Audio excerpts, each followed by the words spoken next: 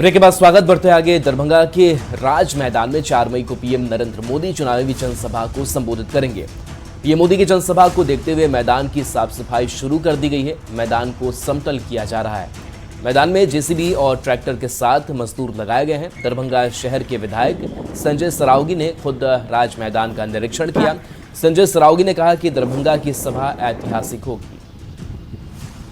आएंगे, पूरा शेड्यूल अभी आया नहीं है उनका। वो एयरपोर्ट पर उतरेंगे या डॉक्टर नागेंद्र स्टेडियम में उतरेंगे, ये भी अभी तय नहीं है। एसपीजी वगैरह प्रशासन देख के तय करेगा।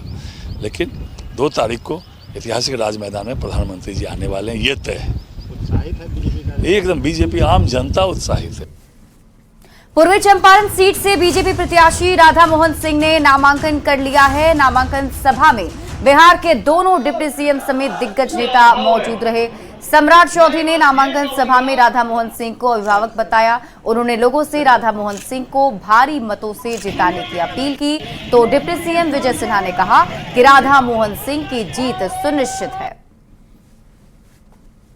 और भारत तब श्रेष्ठ बनेगा जब यहाँ 25 तारीख को एक वोट कमल छाप के निशान पर आप देंगे और 4 तारीख को राधा मोहन सिंह जी चुनाव जीतेंगे तो ऑटोमेटिक नरेंद्र मोदी की सरकार बन जाएगी। ऐसे लोग बचेंगे नहीं। ऐसे लोग जब जीत के जाएंगे, जो रामलला को लाए हैं और रामलला को लाने वाले जोगी जी को भी लाने वाले आपके सामने बैठे हैं। आप सौभाग्यशाली। राधा मोहन बाबू उत्तर प्रदेश में सरकार बनाने में प्रभारी के नाते बड़ी भूमिका निभाए हैं। वैशाली लोकसभा सीट एनडीए प्रत्याशी वीणा देवी ने नामांकन कर दिया है। नामांकन के बाद वीणा देवी ने जीत का दावा करते हुए कहा कि उन्हें जनता का भरपूर प्यार मिल रहा है। वीणा देवी के नामांकन में एनडीए के दिग्गज नेता पहुंचे। बिहार के दोनों डिप्टी सीएम के साथ चिराग पासवान, शाहनवाज हुसैन, उमेश कुशवाहा समेत कई नेता मौजूद रहे। तो नामांकन के बाद आशीर्वाद सभा में एनडीए के नेताओं ने लालू परिवार पर जमकर निशाना भी साधा।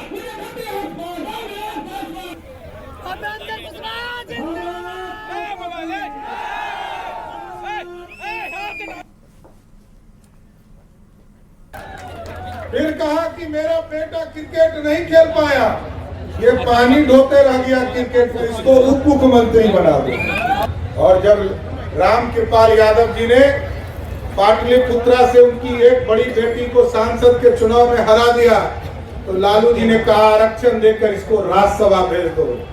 आजकल एक टूरिस्ट बेटी आई है, वो सिंगापुर से सीधे छपरा आई है। अब ये जो 44 डिग्री सेल्सियस है, ये मजा दे रहा होगा ना। तो अब सोचिए, ये टूरिस्ट बेटी को भी, जो बिहार के लिए जब जंगल राज था तो बिहार के नौजवान तो पलायन किए ही, साथ में उनका बेटा बेटी भी यहाँ से पलायन कर गया था। अब टूरिस्ट बनकर बिहार आए हैं। तो मतदाता मालिक के आपके माध्यम से चरण स्पष्ट पहले कि उनको चरण छू के प्रणाम। आज बहुत ही खुशी के दिन है।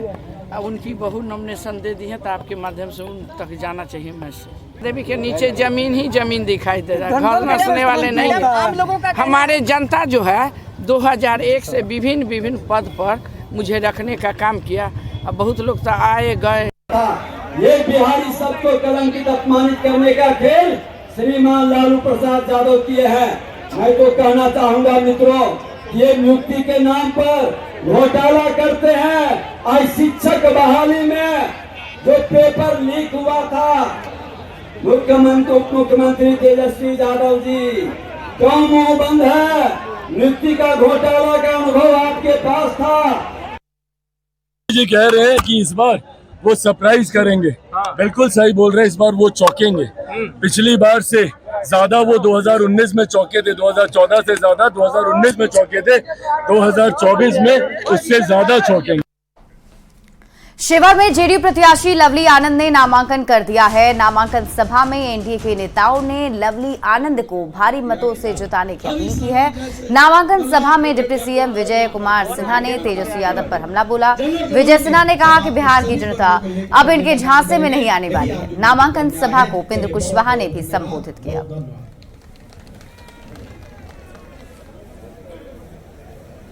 मजकिया फुहरपन में बिहार के नौजवानों के भविष्य के साथ खिलवाड़ किया और पलायन के लिए जिन लोगों ने विवश किया, उनको भी ये जनादेश बिहार के भविष्य को बनाएगा। ये चुनाव लालटेन बुझाने का है। दिल्ली की सरकार में रहते हुए भारत की सरकार ने किया और आदरणीय नेता नीतीश कुमार जी ने बिहार की धरती पर जो किया है, हिंदुस्तान में उदाहरण है। भाइयों और मित्रों, जो लोग भी आज आकर आपको कहते होंगे कि हम सामाजिक न्याय के बहुत बड़े चैंपियन हैं, हम पिछड़ों अति पिछड़ों के बहुत बड़े दलितों के हितैषी हैं, 2005 के पहले तो उन्हीं की सरकार थी। 2005 के पहले किसने रोक दिया था? आरजेडी अध्यक्ष लालू प्रसाद की बेटी रोहिणी आचार्य ने सारण सीट से नामांकन कर दिया। रोहिणी आचार्य ने एडीएम कार्यालय में अपना नामांकन दाखिल किया। इस दौरान लालू प्रसाद भी मौजूद रहे। रोहिणी आचार्य के नामांकन के बाद एक विशाल सभा का आयोजन किया गया। सभा को संबोधित करते हुए आरजेडी अध्यक्ष लालू प्रसाद ने कहा कि बीजेपी संविधान को बदलना चाहती है, लेकिन हम ऐसा होने नहीं देंगे। तेजस्वी यादव ने कहा कि बहन रोहिणी यादव के लिए वोट आप करिए।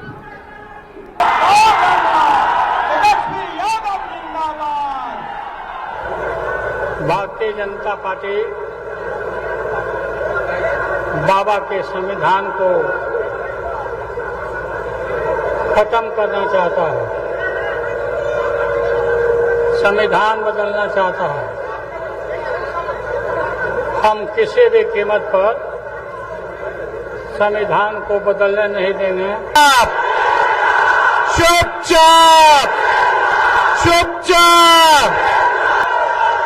और मुझे पूरा भरोसा है कि मेरे पिता की कर्म भूमि पर जो कार्य मेरे पिता ने आप लोगों के लिए किया है, उससे भी आगे बढ़कर के हमारी बहन सारण की जनता का सेवा करने का काम करेगी। वहीं रोहिणी आचार्य के नामांकन के बाद तेजस्वी यादव ने पीएम मोदी पर जमकर निशाना साधा। तेजस्वी यादव ने पीएम मोदी पर वादों को पूरा नहीं करने का आरोप लगाया। तेजस्वी यादव ने पीएम मोदी पर झूठ बोलने का भी आरोप लगाया। साथ ही ये भी कहा कि बीजेपी संविधान को खत्म करना चाहती है। आप बताइए, 10 साल में मोदी जी ने सारण के लिए क्या किया है? मोदी जी केवल झूठ बोलते हैं। बीजेपी का मतलब है बड़का झूठा पार्टी। मोदी जी इतना बढ़िया झूठ बोले कि गोबरों के हलवा बना करके परोस देने हैं। इनके बात पे विश्वास न करके है। पीएम मोदी पर तेजस्वी के बयान से सियासत तो सुलग गई है। शाहनवाज हुसैन ने तेजस्वी पर हमला करते हुए कहा कि आरजेडी ने बिहार की जनता को झूठ बोला। अब आरजेडी को मोदी जी की बात झूठ नजर आती है। तो प्रदेश जेडीयू अध्यक्ष उमेश कुशवाहा ने कहा कि जो लोग ये बोल रहे हैं वो अपने माता पिता के शासनकाल को देखें, अतीत को याद करें। उनको सब कुछ झूठ ही नजर आता है। उन्होंने इतने साल तक बिहार की जनता को झूठ बोला, अब उनको मोदी जी की बात झूठ नजर आती है। मोदी जी के नाम पर आंधी चल रही है। अगला जो है, जो बोल रहे हैं, उनके माता पिता के शासनकाल को याद करिए ना। उस अतीत में जो सुनहरा अवसर मिला है हमारे नेता नीतीश कुमार जी और माननीय प्रधानमंत्री नरेंद्र मोदी जी के समय में, वो ये सुनहरा अवसर को छोड़ना चाहेगा जनता। डिप्टी सीएम सम्राट चौधरी ने तेजस्वी यादव के सभी वर्गों को साथ में लेकर चलने वाले बयान पर निशाना साधा है। सम्राट चौधरी ने कहा कि तेजस्वी यादव सिर्फ परिवार की चिंता करें, इससे ज्यादा चिंता ना करें। सम्राट चौधरी ने यह भी कहा कि अब लालटेन युग वापस नहीं आने वाला है। कौन वर्ग को लेकर चले? पिछड़ा सब वर्गों को। अरे आज तक तो पूरा देश जानता है कि वो 2 ही वर्ग की चिंता करते रहे, कभी चिंता नहीं किया। इसलिए वो तो सिर्फ परिवार का चिंता करे, इससे ज्यादा तो चिंता। अमित शाह जी ने कहा है कि लालू यादव लालटेन के युग में ले जाना चाहते हैं, मोदी जी एलईडी के युग में ले जाना चाहते हैं। एकदम चला गया। अमित शाह जी ने ये कहा है कि एलईडी युग में चला गया, लालटेन युग नहीं आने वाला है। डिप्टी सीएम विजय कुमार सिन्हा ने तेजस्वी यादव पर निशाना साधा है। विजय सिन्हा ने कहा कि तेजस्वी यादव अपनी जाति के लोगों को सम्मान नहीं देते हैं, अपने परिवार से बाहर नहीं निकल पाते हैं, अपनी जाति के किसी नेता को उभरने नहीं देते। जो परिवार से बाहर नहीं निकल सकता, वो जाति की बात तक नहीं कर पाते हैं, वो जमात को कैसे लेके चलेंगे? अरे अपने जाति के लोगों को भी तो सम्मान देते। अपने जाति में कोई नया नौजवान को उभरने नहीं देते हैं, उसको हराने के लिए जी जान लगा देते हो। जो परिवार से बाहर जाति तक को नहीं देख पाते, वो जमात की बात नहीं कर सकते। ये पूरी तरह से जातीय जहर के लहर के कहर से प्रभावित हैं, ये मुक्त नहीं हो सकते। काराकाट लोकसभा सीट से भोजपुरी अभिनेता पवन सिंह निर्दलीय चुनावी मैदान में हैं और चुनाव प्रचार में जमकर पसीना भी बहा रहे हैं। पवन सिंह ने पीएम मोदी को लेकर बड़ा बयान दिया है। उन्होंने कहा है कि कुछ उम्मीदवार पीएम मोदी के नाम पर चुनाव जीतने की आस लगाए बैठे हैं। ऐसे में कब तक मोदी जी के नाम पर लोग चुनाव जीतते रहेंगे? ध्यान न देवो विकास के काम पर,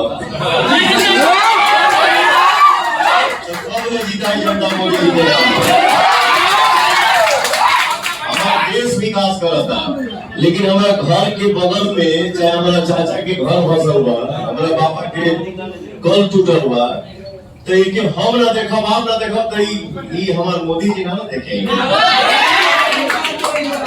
मोदी जी हमारा देश के विकास करता है, लेकिन हमारे गांव घर कैसे विकास करी, ये हम सबको मिलकर देखना होगा। लोकसभा चुनाव को लेकर सभी पार्टियां वोटर को साधने में जुटी है। बीजेपी के राष्ट्रीय मंत्री ऋतुराज सिन्हा ने कायस्थ समाज को जागरूक करने का मोर्चा संभाला है।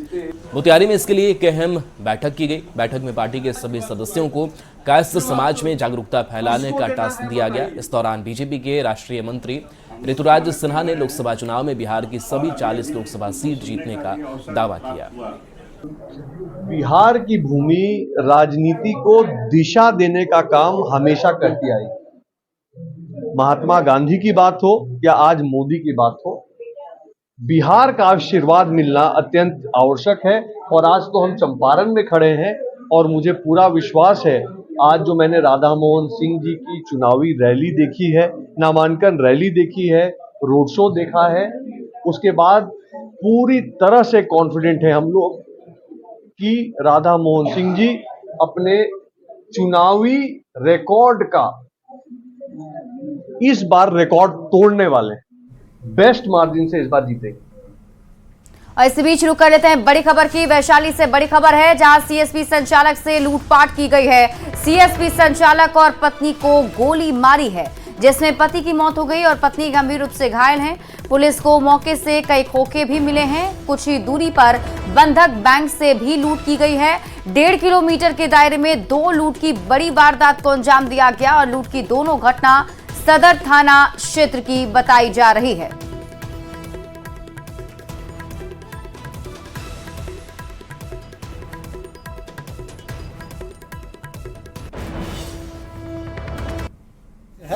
लाइसेंस है। अच्छा, वही चलाता था सीएससी। अच्छा, पैसा लूटने आया है, गोली मारा है सबको। अच्छा, कितना चलाया हो गोली? 5 राउंड गोली चला है। हम सामने घर में 5 राउंड का आवाज सुने। अच्छा, कितना हम लोग निकले तब तक वो फरार था, हम नहीं देख पाए। अब बंधन बैंक कुछ देर पहले करीब 12 बजे के लगभग में बंधन बैंक जो दिग्गी पश्चिमी में है, वहाँ पर 87,000 करीब 500 रुपया लूट लिया गया है। और हम लोग वहीं पर अनुसंधान में कर ही रहे हैं, जो भी होगा आवश्यक कार्रवाई होगा। कैसा लग रहा है, मतलब एक ही ग्रुप है? एक से सीट फुटेज आया है, इसका भी फुटेज देखते हैं, तभी पता चल पाएगा कि एक ही ग्रुप है कि अलग अलग ग्रुप है। ब्रेक का वक्त हो चला है, जल्द वापस आते हैं।